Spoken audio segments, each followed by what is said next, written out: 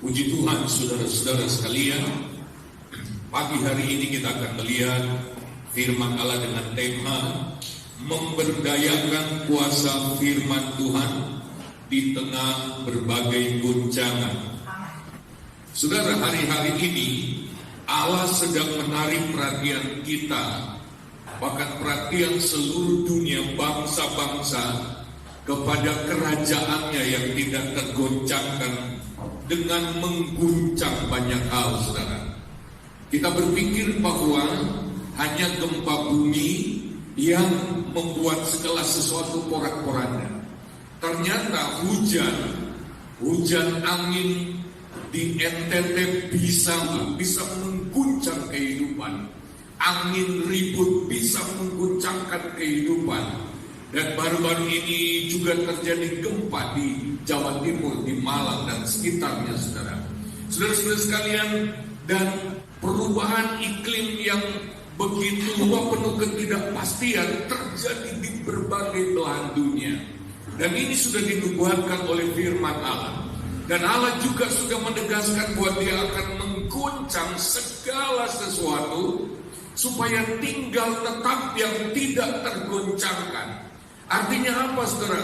Tuhan ingin supaya seluruh dunia melihat, penasaran, segala sesuatu bisa goncang, lalu kenapa ini tidak goncang? Kenapa kerajaan ini tidak goncang? Kenapa orang-orang ini tidak goncang hidupnya, saudara? Ini untuk menarik perhatian, untuk mempertontonkan kepada dunia ini bahwa mungkin semuanya yang mereka andalkan hari-hari ini adalah sesuatu yang akan bergoncang. Oleh sebab itu, di tengah-tengah goncangan ini agendanya Tuhan adalah ayo kita datang, kita cari, kita miliki yang tidak tergoncangkan. Haleluya. Ibrani 12 ayat 26-27 berkata, waktu itu suaranya menggoncangkan bumi, tetapi sekarang Ia memberikan janji, satu kali lagi aku akan menggoncangkan bukan hanya bumi saja, melainkan langit juga. Sekarang kita baru melihat goncangan yang terjadi di bumi.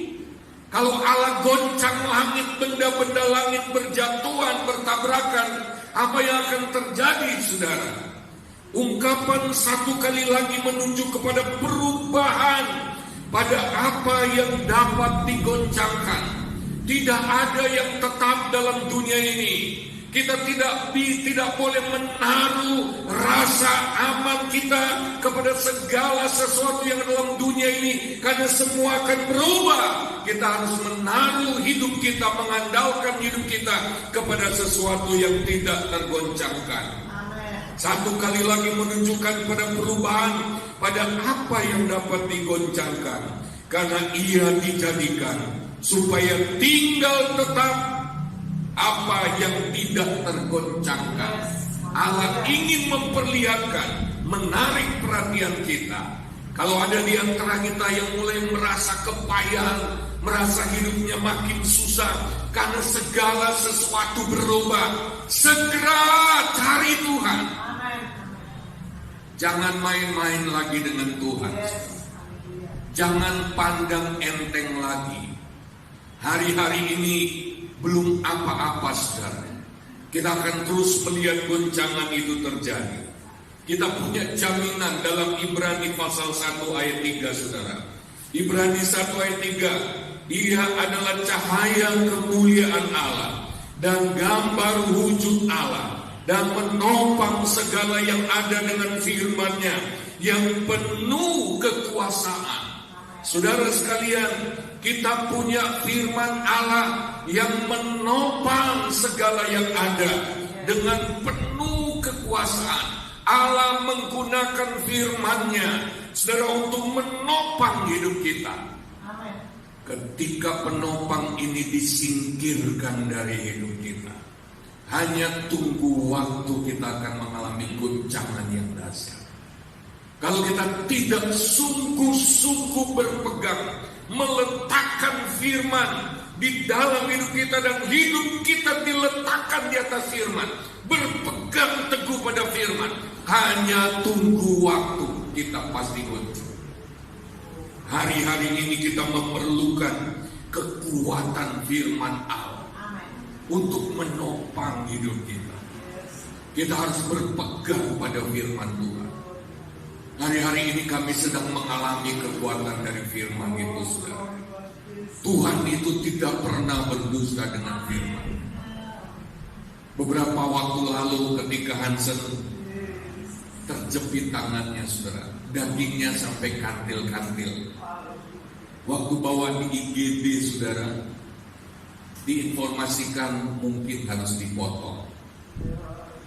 Tapi dari tempat ini pada hari Minggu yang lalu, di mobil kami sudah bahas roh, kami berdoa, kami mengandalkan janji firman Allah. Sampai di sana, saudara, mujizat pertama, saudara, mujizat pertama yang dialami, ya. Pada waktu masuk IGD langsung ditawarkan BPJS. BPJS kami itu BPJS kesehatan, bukan tenaga kerja yang mengcover kecelakaan, tapi ditawarkan langsung dan langsung dapat kamar. Lalu kemudian ketika kontrol hari Jumat, kami dipertemukan dengan seorang bapak yang pada hari yang sama juga jarinya cedera. Tidak ditawarin BPJS. Waktu minta masuk BPJS, rumah sakit mengatakan sudah terdaftar di sistem secara mandiri. Habisnya 25 juta. Kami nol, tidak bayar. Saya beri kemuliaan Bapak.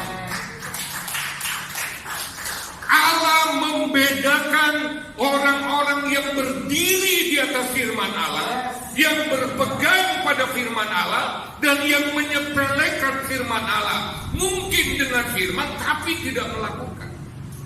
Itu mujizat pertama. Saya lihat si bapak itu begitu capeknya. Capek karena cedera tangannya.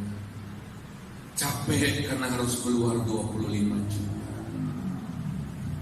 Bayangkan. Padahal sama, saudara.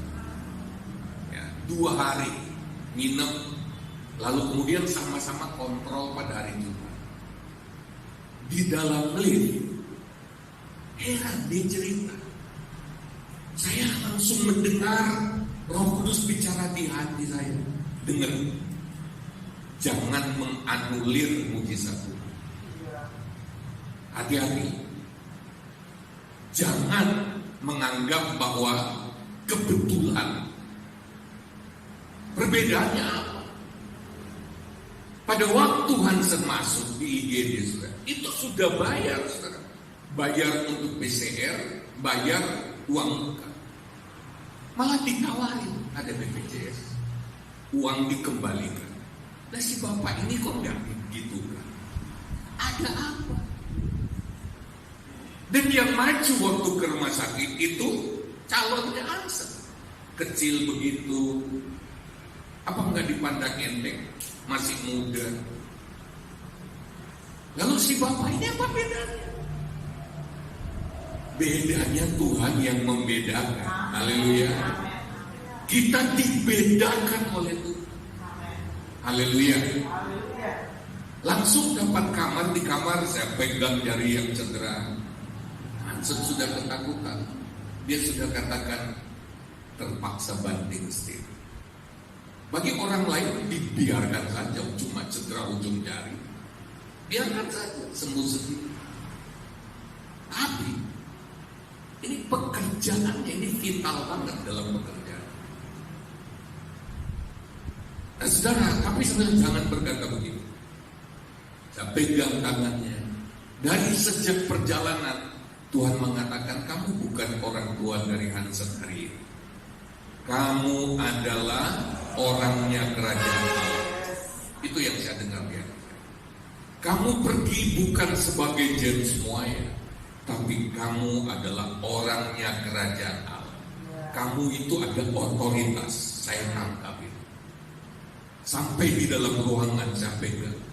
Dalam nama Yesus, Tuhan mulai rekonstruksi jarinya aja. Dalam nama Yesus. Semula, saudara, operasinya harus 2 jam perkiraan. Kemudian semula diperkirakan akan dipotong, itu tidak dipotong, saudara, tapi tetap bekas untuk mengingatkan betapa seseorang, ya, seperti Hansa, cuma cedera ujung jarinya bumi kayak runtuh. Artinya apa? Kalau Tuhan mau, Dia sentuh bagian yang vital dalam hidup, andalan hidup, bumimu, duniamu bisa runtuh. Dia terus terang nangis, aku bisa apa? Keahlian pianoku bagaimana? Mengajarnya bagaimana? Runtuh. Sebelum itu, saudara, 2 kali dia dijadwal untuk pelayanan, ditolak. Alasan sih ditolak.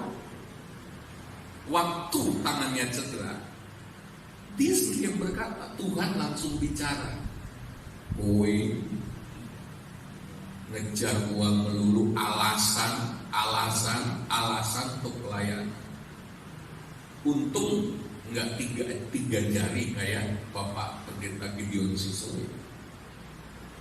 Jangan main-main dengan Tuhan. Haleluya. Jangan sok mahal dengan Tuhan, jual mahal. Jangan sok gemede. Hati-hati.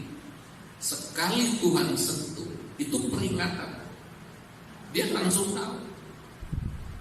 Itu ujung jari tengah toh itu sudah goncang. Kalau benar-benar dipotong sakruas, hancur karirnya. Coba kalau beberapa jari. Makanya, saudara, kita harus taruh diri kita, hidup kita di atas sesuatu yang tidak bergoncang. Bukan di atas karir, bukan. Kalau Tuhan goncang segala sesuatu, tetap goncang. Tapi kalau kita mengandalkan firman Allah, kita tidak akan goncang. Haleluya.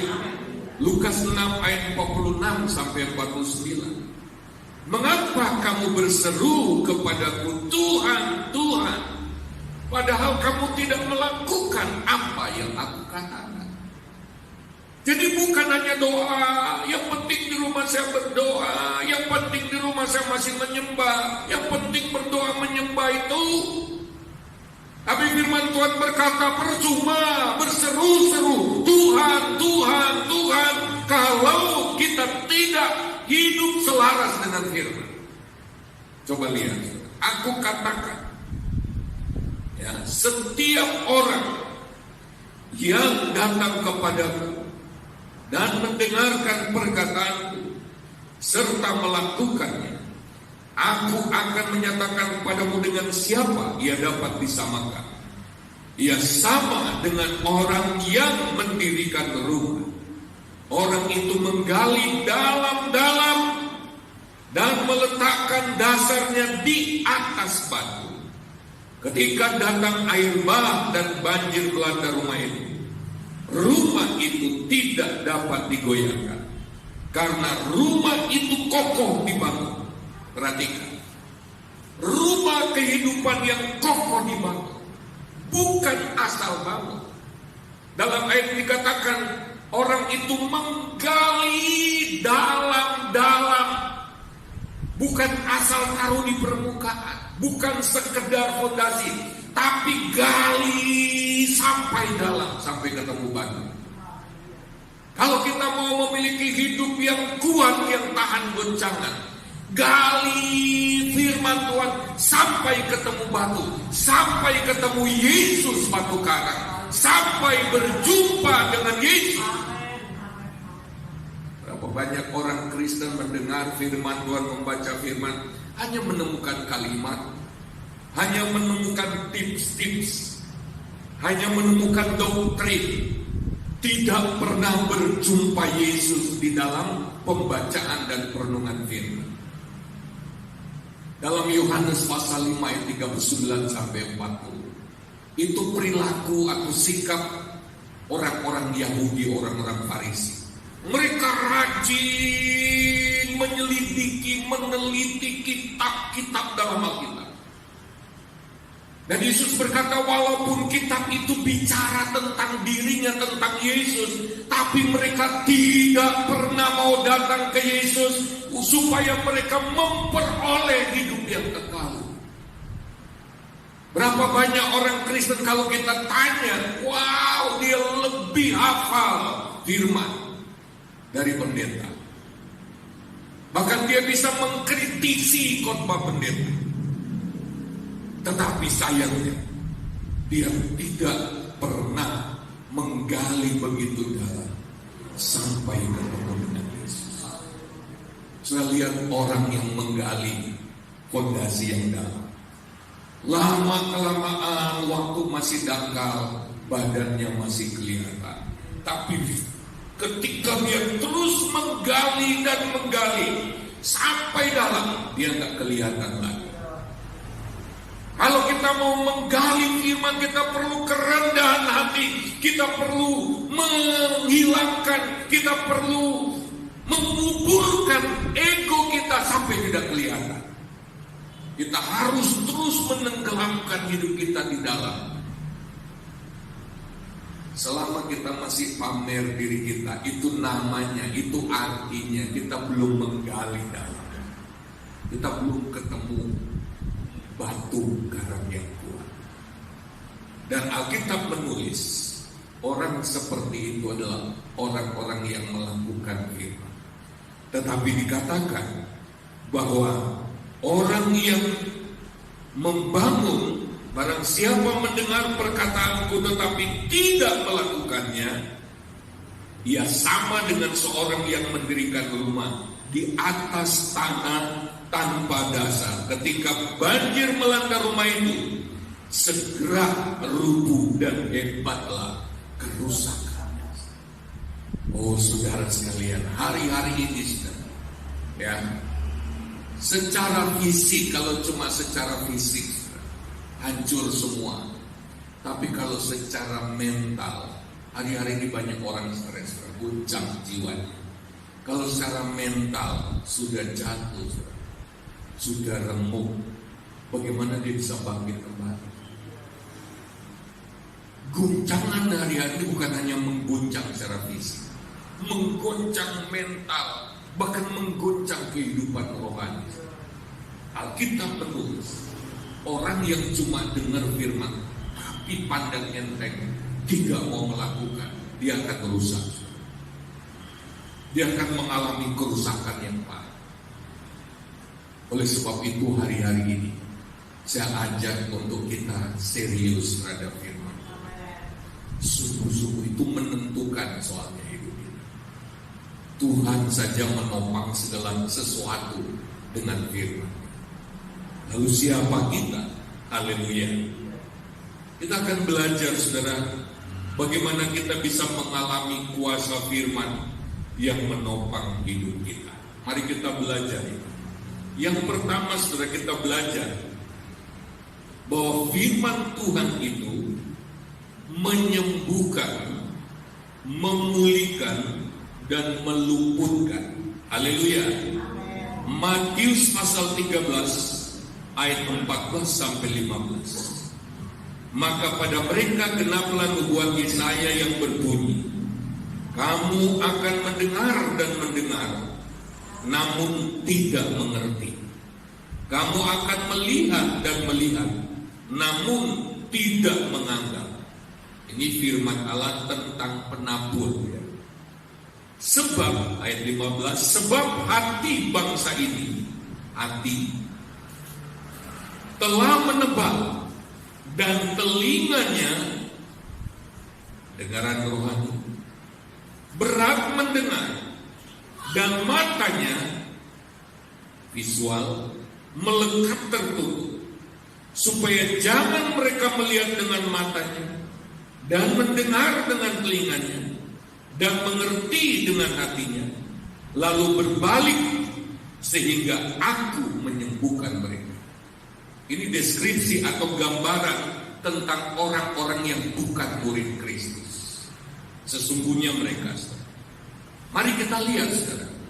Kata menyembuhkan dalam ayat 15 berasal dari kata iaomai.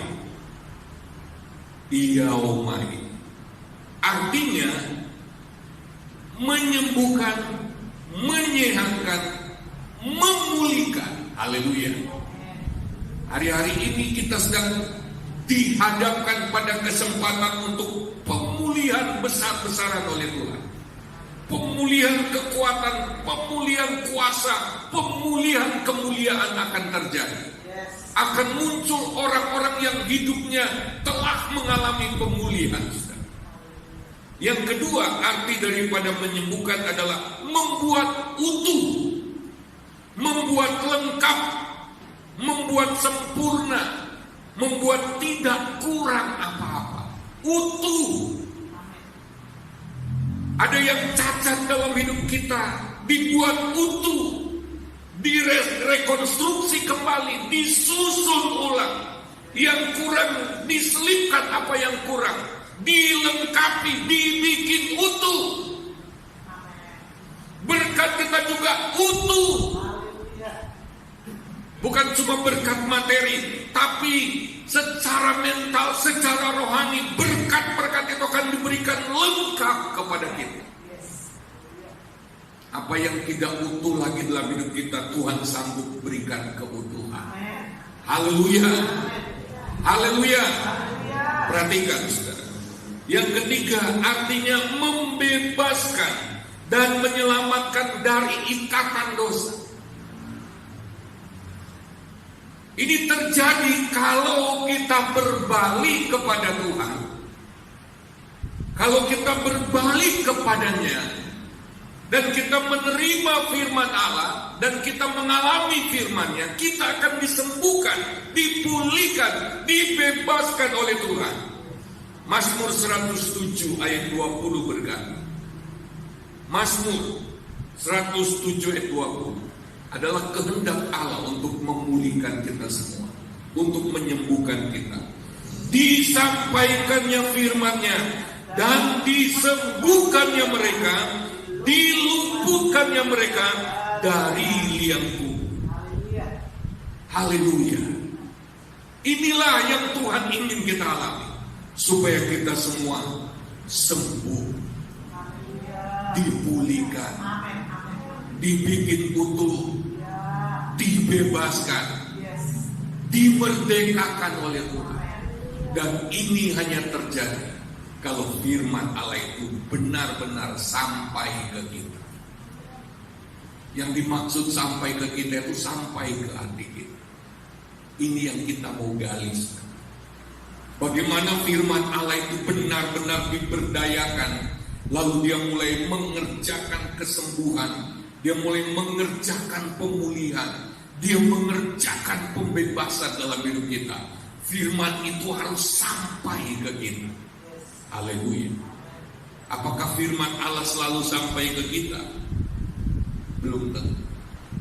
Kalau firman Allah itu sampai ke kita tanpa didoakan pun, ketika firman Tuhan benar-benar tersampaikan dalam hidup kita, Yakobus 1 ayat 21 berkata, firman yang tertanam itu akan menyelamatkan jiwa. Haleluya. Apakah firman Tuhan tertanam di hati kita? Belum. Walaupun kita dengar firman, belum tentu. Mari kita akan lihat. Nanti kita lihat.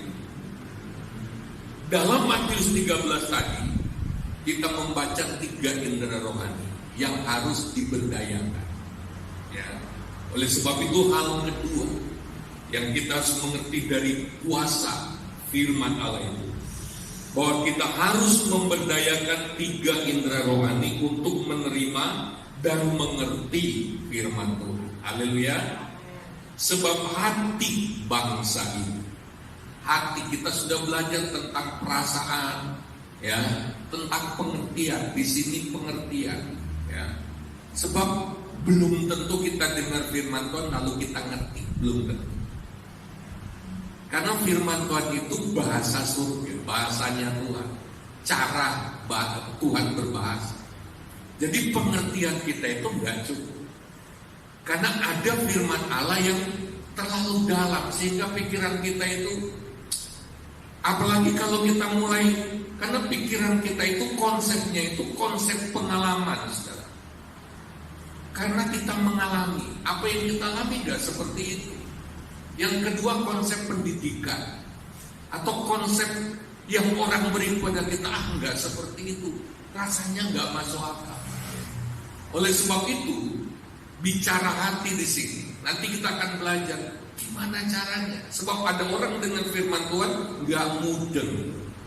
Kalau dia nggak berdoa sungguh-sungguh, nggak dapat.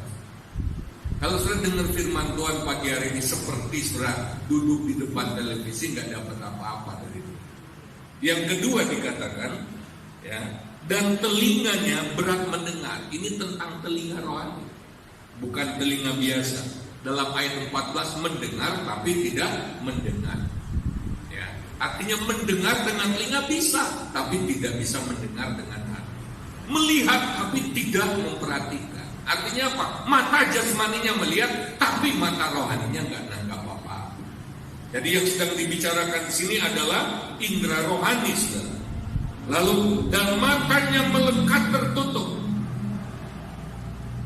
supaya jangan mereka melihat dengan matanya dan mendengar dengan telinganya dan mengerti dengan hatinya, lalu berbalik sehingga aku menyembuhkan mereka. Kalau kita indera rohani, tiga indera rohani ini berfungsi dengan baik, menangkap maksud Tuhan, hidup kita pasti berbalik kepada Tuhan. Haleluya.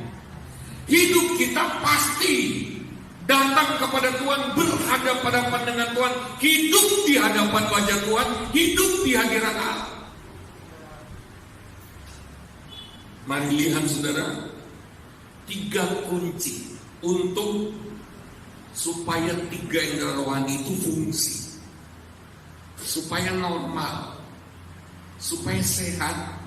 Karena 3 indera rohani ini jalurnya firman yang berkuasa itu masuk.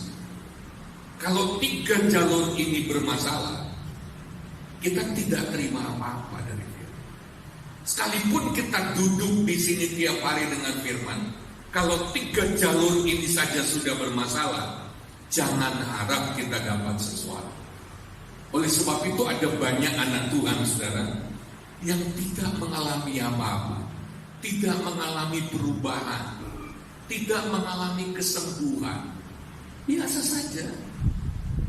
Walaupun amin waktu dengan firman Tuhan, tapi tidak mengalami. Ternyata kalau dicek, saudara, 3 indera rohani ini tidak berfungsi dengan baik. Nah, bagaimana ini bisa berfungsi dengan baik? Karena 3 indera rohani ini, saudara, jujur lebih banyak digunakan untuk dunia ketimbang untuk firman. Sudah dirusak oleh iblis. Kita lebih suka mendengar cerita-cerita negatif ketimbang firman Tuhan. Firman Tuhan panjang sedikit ngantuk, nggak antusias. Tapi kalau kita bertemu seorang yang bercerita tentang orang lain, tadinya ngantuk jadi tidak ngantuk, saudara. Begitu ya. Lalu kemudian mata rohani kita juga sudah dirusak oleh iblis. Imajinasi kita visual, kalau merenungkan yang porno, kalau menghayalkan yang najis, rusak semua. Lalu kecenderungan hatinya, naluri hatinya, saudara, bukan lagi naluri kepada firman Tuhan, tetapi kepada hal-hal yang berdosa. Terikat. 3 indera rohani ini pintu masuknya. Efesus pasal 1 ayat 15 sampai 23. Tanpa 3 hal dalam ayat ini, saudara, kita tidak akan bisa menangkap firman. Efesus 1 ayat 15 sampai 23.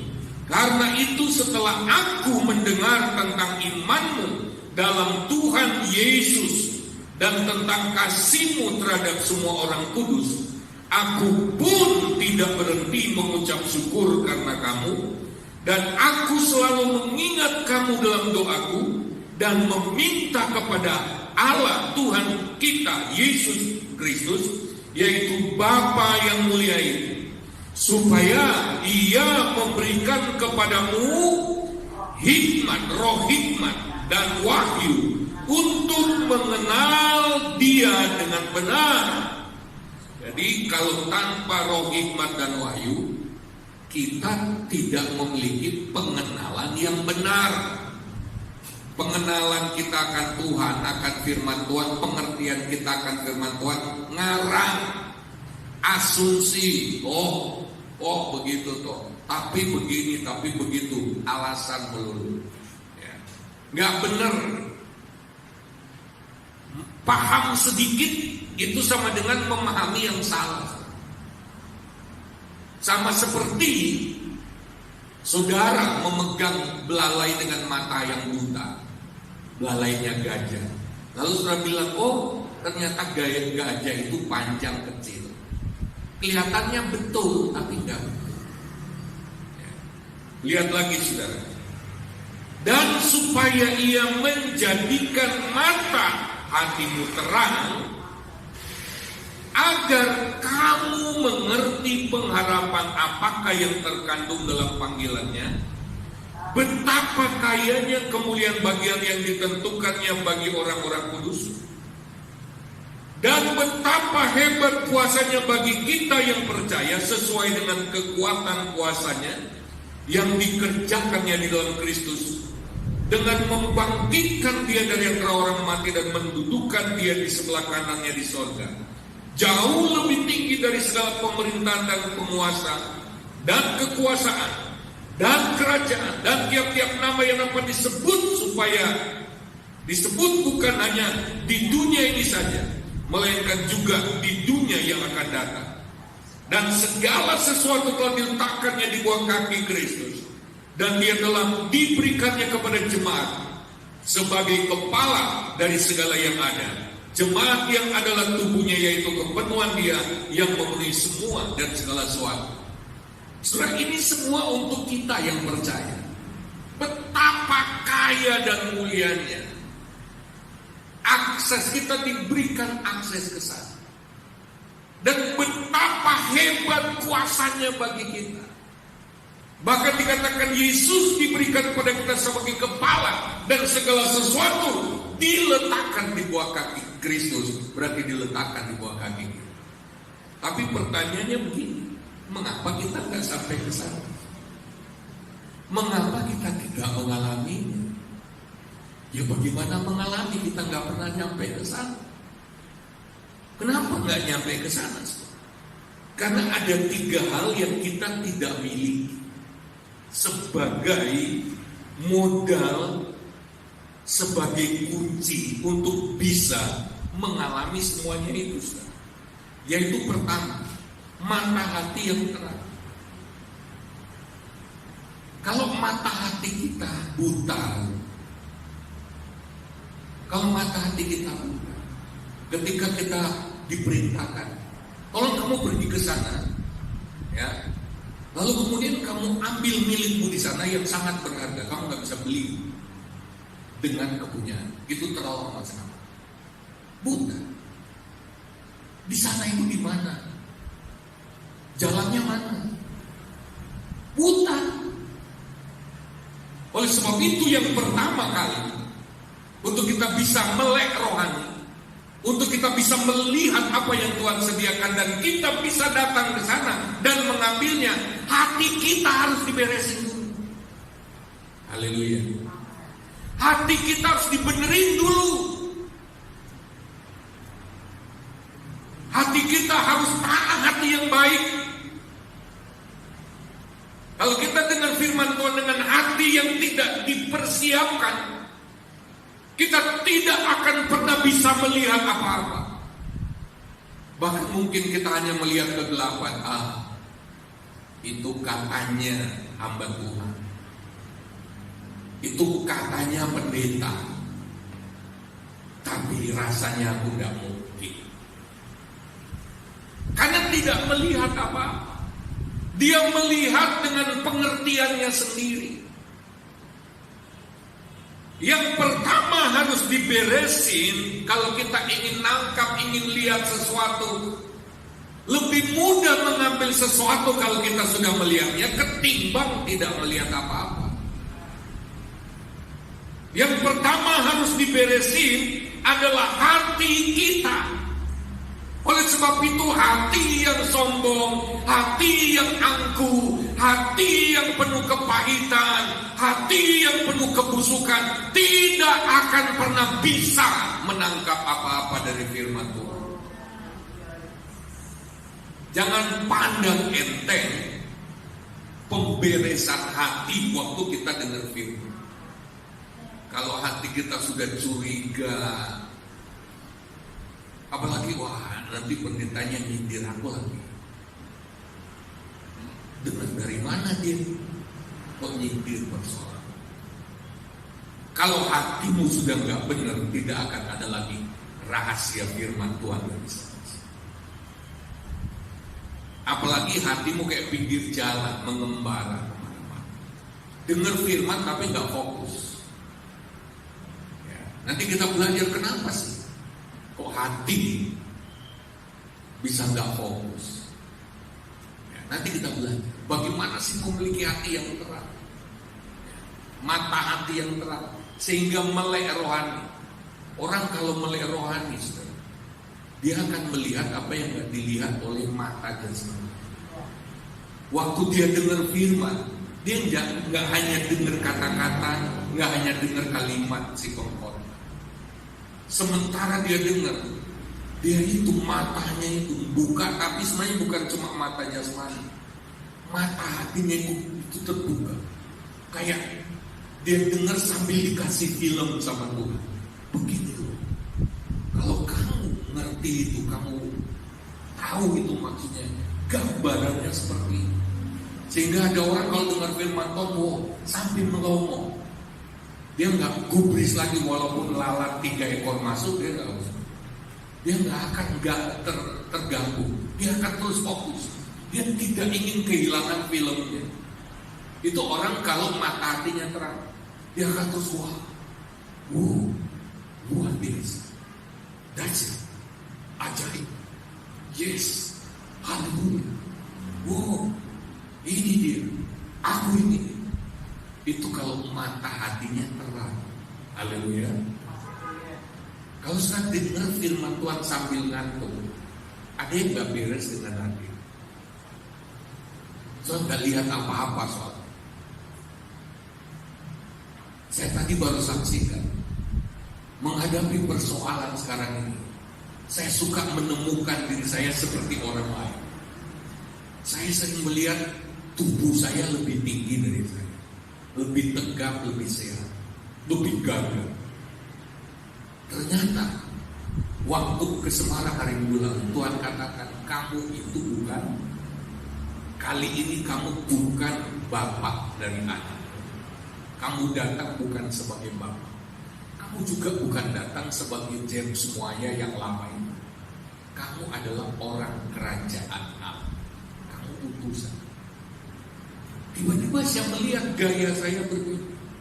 Saya masuk rumah sakit, itu kayak pembesar. Perasaan saya pembesar. Mental saya itu berkata, kamu itu orang khusus kerajaan. Ya. Tanpa mereka sadar pun, mereka akan ada di bawah pengaruh otoritas. Haleluya. Haleluya. Pada waktu itu saya coba, karena pada waktu itu ada kekhawatiran kalau nggak dioperasi hari itu juga dagingnya membusuk sehingga jaringannya nggak bisa sama. Nyatanya dioperasi besok. Kemanusiaan saya sempat panik. Saya hubungi teman-teman saya, tolong siapa yang punya relasi di Elizabeth, minta tolong supaya anak saya segera dioperasi hari ini, karena ada banyak yang dioperasi hari ini, walaupun hari ini. Saya dihubungkan juga dengan berbagai dokter, saudara. Ada yang bantu, chattingan saya dikasihkan ke dokter spesialis bedah tulang, sampai disarankan ke Solo. Tapi kami berdoa, kami percaya apa yang kerajaan Allah putuskan sudah tetap di sini saja. Percaya kepada Tuhan. Dan ternyata Tuhan bekerja sengaja. Haleluya. Sampai biayanya pun dibiayai oleh kerajaan Allah. Saya beri kemuliaan bagi Allah. Kalau kita bisa lihat apa yang menjadi milik kita, kita bisa mengambilnya. Makanya hati kita itu perlu dijaga, diberesin. Pada waktu Tuhan lagi nyetel, ya, pengungkapan. Kalau hati kita nggak siap, kita nggak dapat apa-apa. Yang kedua, roh hikmat. Kenapa perlu roh hikmat? Itu tadi, saudara. Kita nggak bisa ngerti kalau bukan hikmat Tuhan. Roh hikmat di dalam kita yang mengutak-atik hati kita, memberikan kalimat-kalimat yang tidak terucapkan oleh si hamba Tuhan. Tiba-tiba kita ngerti sendiri. Karena apa? Ada roh hikmat. Oh iya, kita menangkap lebih panjang dari penjelasan pengkhotbah. Kita bisa menangkap lebih dalam karena ada roh hikmat yang diberikan kepada kita untuk ngerti. Oleh sebab itu, kalau kita dengar firman Tuhan, bukan akal kita yang kita andalkan, bukan kita bersiap diri lalu kita coba mengkritisi benar nggak ini korbannya dengan pikiran kita sendiri, bukan. Boleh mengkritisi, tapi dalam rangka mendapatkan pengertian yang sebenarnya dari firman. Kita perlu hikmat ilahi. Haleluya. Haleluya. Terbukalah rahasianya pagi hari ini. Kenapa ada anak Tuhan yang diberkati waktu dengar firman Tuhan, ada yang enggak, atau ada yang cuma diberkati sedikit, ada yang diberkati sampai terjadi perubahan hidup, sampai terjadi terobosan. Ternyata ini ada yang mata hatinya terang, ada yang mata hatinya gelap, ada yang mendapatkan hikmat ilahi untuk mengerti, ada yang nggak dapat. Lalu yang ketiga, roh pewahyuan. Pewahyuan itu adalah sebuah penyingkapan, pengungkapan sesuatu yang tadinya tersembunyi nggak kelihatan, ya, seperti layar yang tertutup, di dalamnya ada rahasia, lalu kemudian layar itu dibuka. Jadi bukan cuma layar tertutup lalu diterangkan, oh di dalam situ ada benda yang bernama ini, ada benda yang bernama itu yang saudara belum pernah lihat, tapi bentuknya kira-kira seperti ini, dideskripsikan begitu rupa, tapi kita masih belum mudeng. Walaupun sudah diterangkan ukurannya kira-kira 4x4, ya pokoknya ya bentuknya bagus, ya kita cuma dengar kata-kata. Tapi begitu layarnya dibuka, maka yang kita lihat lebih dari yang dikatakan. Haleluya. Lebih hebat, lebih wah dari yang dijelaskan. Karena layarnya dibuka. Nah, inilah yang diperlukan oleh anak-anak Tuhan ketika dengar firman, supaya terjadi penyingkapan, supaya Tuhan bukakan baginya. Oleh sebab itu dia harus datang kepada Tuhan. Haleluya. Pentingnya roh hikmat, wahyuan, dan mata hati yang terang. Karena firman Tuhan itu rahasia kerajaan Allah, dan gak bisa dibuka pada sembarang orang. Kita sudah baca di Matius 13 tadi. Kepada mereka dikasih perempat, kan mereka gak bisa mengerti. Ya. Matius 4 ayat 11 jawabnya, kepadamu telah diberikan rahasia kerajaan Allah, tapi kepada orang-orang luar segala sesuatu disampaikan dalam perumpamaan. Orang luar nggak bisa, bukan sembarangan. Itu rahasia Allah, perlu penyingkapan. Kalau Tuhan sendiri tidak bukakan, wangel, angel tuturan. Khotbahnya pendeta jadi angel. Ora iso dimengerti. Bisa dipahami? Yohanes 8 ayat 43, apakah sebabnya kamu tidak mengerti bahasaku? Sebab kamu tidak dapat menangkap firman. Karena ternyata bahasa Tuhan itu beda dengan bahasa kita. Beda banget. Kalau kita nggak bisa nangkap firman, kita nggak akan ngerti bahasa Tuhan. Yohanes 3:31. Siapa yang datang dari atas adalah di atas semuanya. Siapa yang berasal dari bumi termasuk pada bumi dan berkata-kata dalam bahasa bumi. Jadi beda.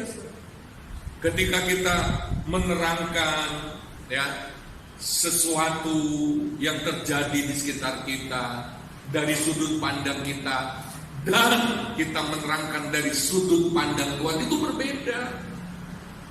Kita bisa saja katakan, kamu faktanya begini, realitanya begini, kok kamu ceritanya begitu.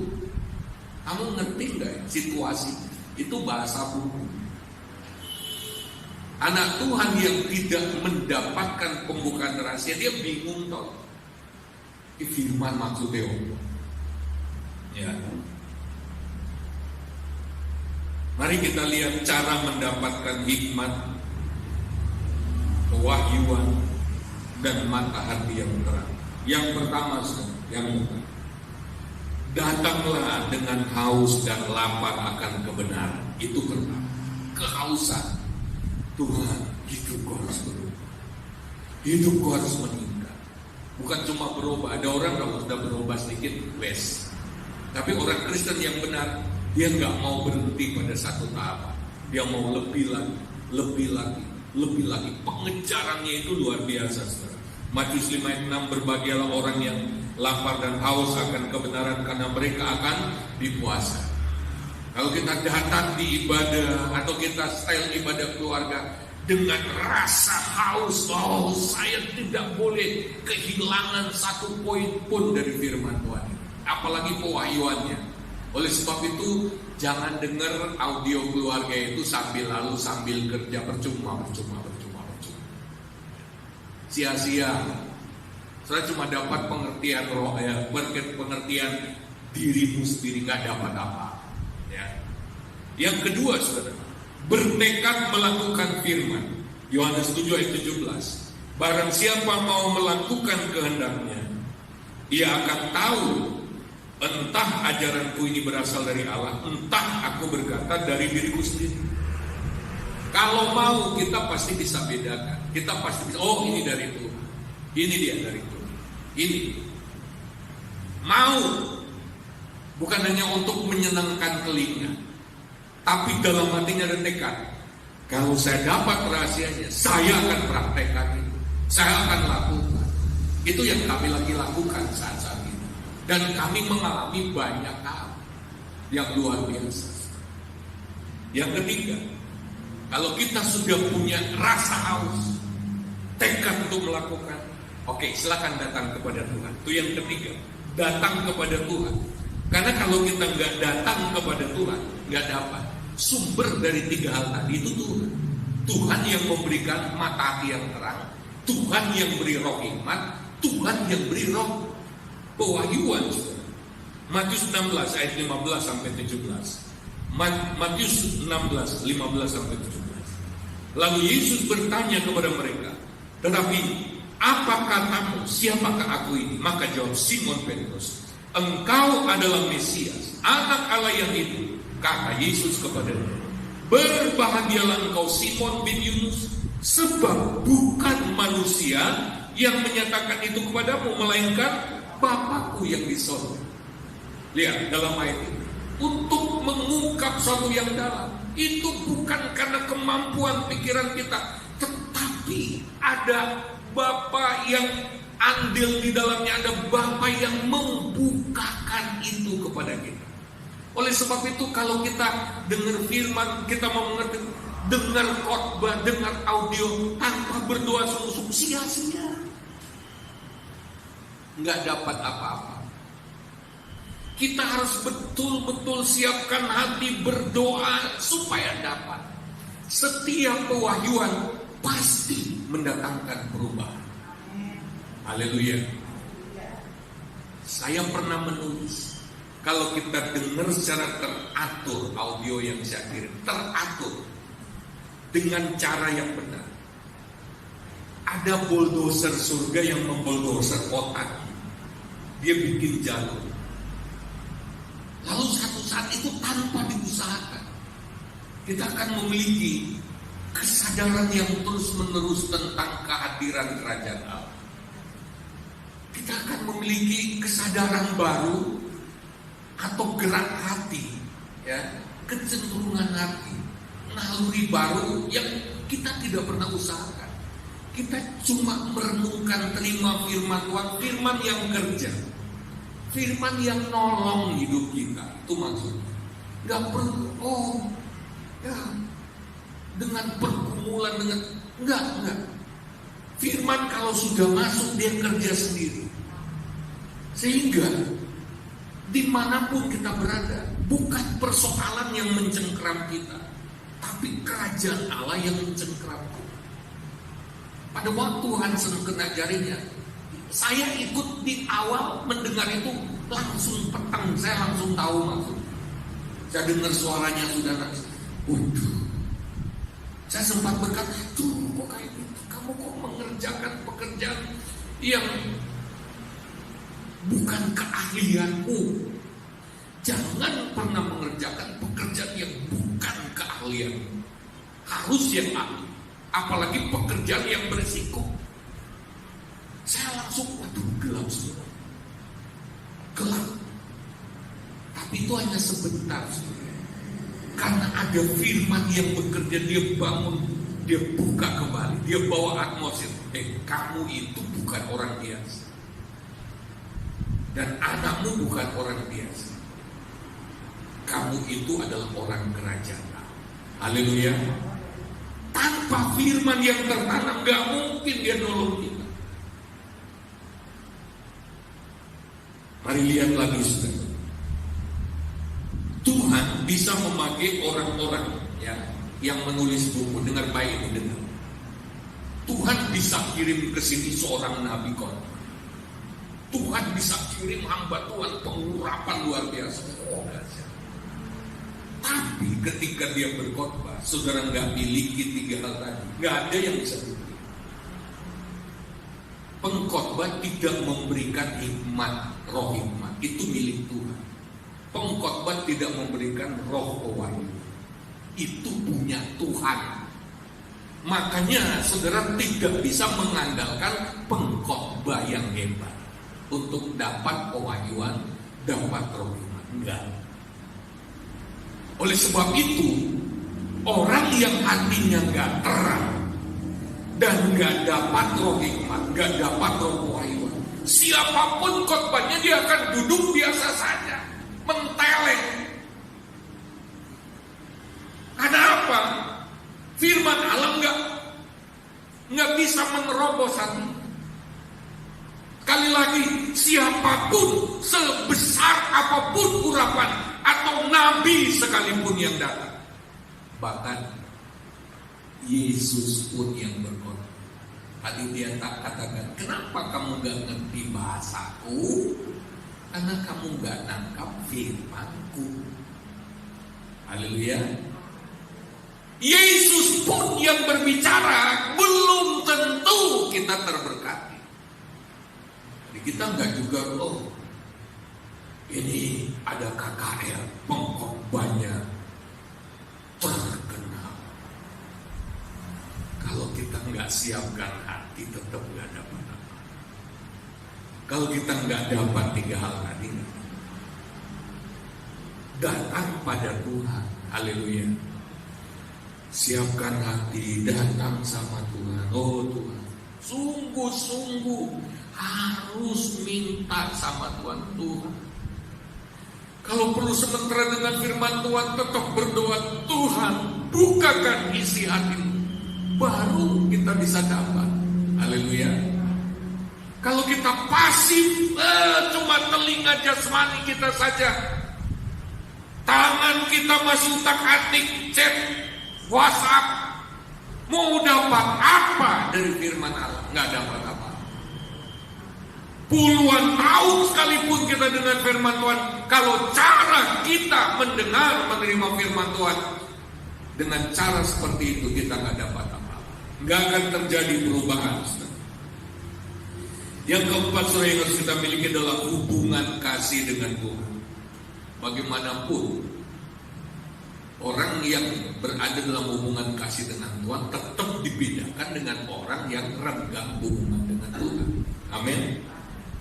Lihat, 1 Korintus 2 ayat 9 sampai 12.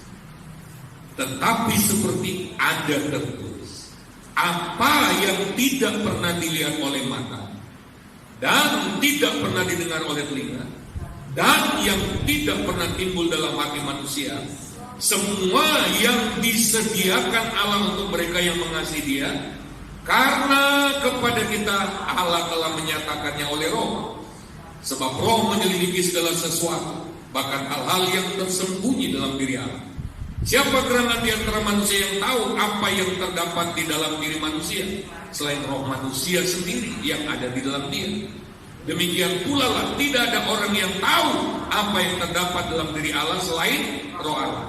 Kita tidak menerima roh dunia, tetapi roh yang berasal dari Allah, supaya kita tahu apa yang dikaruniakan Allah kepada kita. Kepada siapakah ini diberikan? Kitab menulis tadi dikatakan, apa yang tidak pernah timbul dalam hati manusia, semua yang disediakan Allah untuk mereka yang mengasihi Dia. Haleluya, haleluya. Bukan untuk mereka yang hanya mau memanfaatkan Dia, bukan. Tetapi ini adalah untuk mereka yang mengasihi Tuhan. Haleluya, haleluya. Kalau kita mengasihi Tuhan, Dia akan buka kepada kita apa yang tersembunyi, Dia akan ungkapkan kepada kita. Dan apa yang tidak dilihat oleh mata, yang belum pernah dengar telinga, itu Dia akan berikan kepada kita. Oleh sebab itu, 3 indera rohani ini harus berfungsi normal. Haleluya. Secara cepat, yang kelima, saudara, kita harus punya waktu berdoa dan bercakap-cakap dengan Tuhan. Haleluya. Semakin sering kita berdoa, bercakap-cakap dengan Tuhan, semakin banyak yang Dia akan ungkapkan. Kalau Dia sudah ungkapkan, tinggal terserah kita mau jalan ke sana mengambilnya atau mau menyia-nyiakannya, terserah kita. Ngobrol dengan Tuhan, berdoa. Dalam Efesus tadi dikatakan, aku berdoa supaya kamu memiliki mata hati yang terang. Amin. Berdoa, katakan berdoa. Nah, berdoa di sini bukan ritual, tapi sebuah hubungan, percakapan dengan Allah yang terus-menerus, sering ngobrol dengan Tuhan. Pernah saya katakan bahwa orang yang sering ngobrol dengan Tuhan akan lebih mudah mendengar suara Tuhan. Haleluya. Karena ngobrol itu berarti kita bicara, Tuhan juga bicara. Oleh sebab itu kalau kita ngobrol jangan berbentuk laporan, setelah itu kita tinggalkan Tuhan. Ya, ngobrol itu begini, ketika kita menghadapi persoalan, ya, atau kita menghadapi masalah, kita langsung ngomong sama Tuhan. Aku tertekan, cemas Tuhan, aku cemas. Tuhan ini belum hilang cemas. Apa yang aku harus lakukan? Terus hubungan dengan Tuhan. Hubungan dengan Tuhan dijaga dengan terus ngobrol. Waduh, Tuhan ini kacau semua. Ini bagaimana? Sampai Dia bukakan sesuatu. Haleluya. Terus ngobrol. Ya. Lalu kemudian kalau nggak ada masalah gimana? Kalau hari itu adalah hari yang menyenangkan, jangan lupakan Tuhan. Tuhan, terima kasih nih hari betul-betul hari yang menyenangkan. Haleluya. Begitu kita berhasil mengerjakan sesuatu Tuhan, ini pasti karena Engkau beserta. Aku bisa mengerjakan dengan baik. Haleluya. Mau kemanapun, ajak Tuhan, ngobrol Tuhan, ya, dengan Tuhan. Percakapan dengan Tuhan membuat kita lebih berkah. Haleluya. Yang keenam, saudara, investasi waktu, saudara.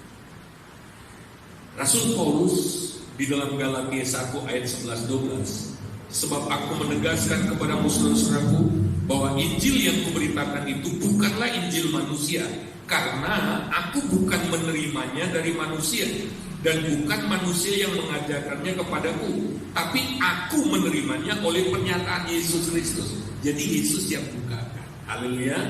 Nah, tetapi waktu Ia yang telah memilih aku sejak kandungan ibuku dan memanggil aku oleh kasih karunia-Nya, berkenan menyatakan anaknya dalam aku, supaya aku memberitakan dia di antara bangsa-bangsa bukan Yahudi, maka sesaat pun aku tidak minta pertimbangan manusia, juga aku tidak pergi ke Yerusalem mendapatkan mereka yang telah menjadi rasul sebelum aku, tetapi aku berangkat ke tanah Arab dan dari situ kembali lagi ke Damaskus. Lalu 3 tahun kemudian aku pergi ke Yerusalem untuk mengunjungi Kefas, dan aku menumpang 15 hari di rumahnya. Setelah Paulus dipanggil Tuhan, baru ada 14 kitab penuh pewahyuan yang ditulis Rasul Paulus. Itu dia dapatkan 3 tahun di tanah Arab. Oleh sebab itu, saudara, kita harus sering memberi waktu yang spesial bagi Tuhan. Haleluya. Harus ada waktu, jangan alasan kalau sibuk. Harus ada waktu kita benar-benar menyendiri, berduaan dengan menanti-nantikan Tuhan. Karena pewahyuan itu enggak kita minta langsung diberikan, enggak. Kita perlu datang di hadirat. Kita perlu tunggu dengan sabar. Kita perlu beri waktu untuk menyembah Tuhan. Haleluya. Harus kasih waktu buat Tuhan tiap-tiap hari, ya. Semakin besar pewahyuan yang kita akan terima, semakin banyak waktu harus kita berikan.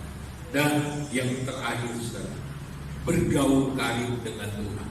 Mazmur 25 ayat yang ke-14. Tuhan bergaul karib dengan orang yang takut akan Dia, dan perjanjiannya, rahasia-rahasianya akan diberitahukan kepada orang-orang. Artinya, setelah kita berdoa, bukan selesai, tetapi lanjutkan dengan bergaul karib dengan Tuhan. Akan bukakan banyak rahasia pada kita. Kalau Tuhan sudah buka rahasianya, itu kunci kehidupan, kunci sukses, kunci kemenangan pasti dibukakan. Saudara mau menang dalam hidup ini? Mari kita berdiri semua di hadapan Tuhan. Korabata kaya rama kaya.